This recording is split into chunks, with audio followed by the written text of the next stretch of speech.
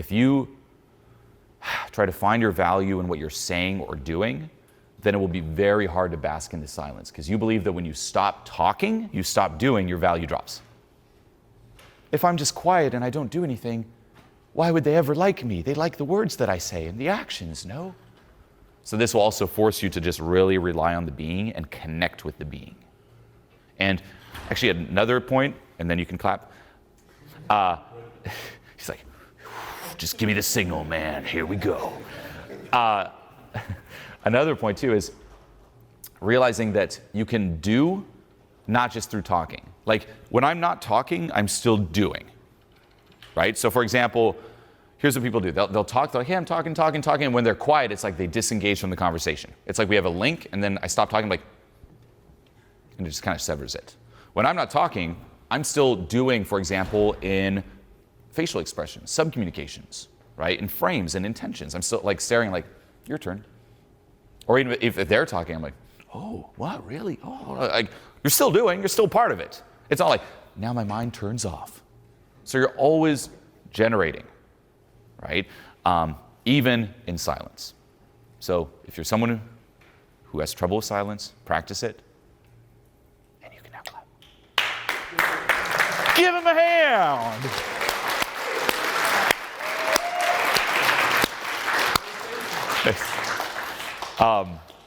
But yeah, and practice this, by the way, 24/7, right? Actually, this would be another key point. Don't just practice socializing when you're out socializing.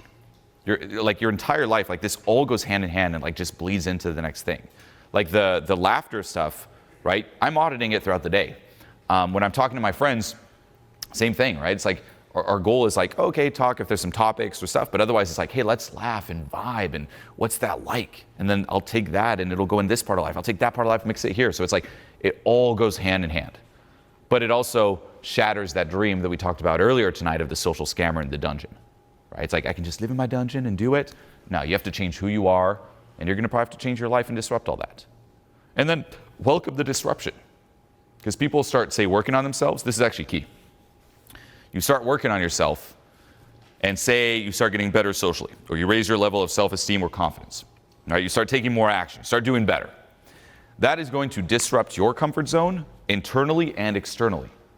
And you might see some chaos externally. And then what people do is, oh, there's a little chaos, this is not what I'm used to, and then they revert back. Realize that with change and transformation, things also have to shatter. Some stuff have to shatter, things that have to shatter.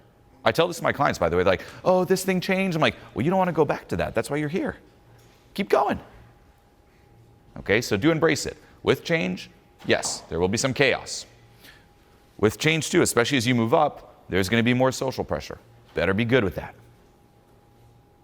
With change, you're going to have to let go of a lot of things. What are you willing to let go of and get something better in return? Are you willing to let go of always being at home, always being in your comfort zone, always being quiet? What are you willing to sacrifice for it?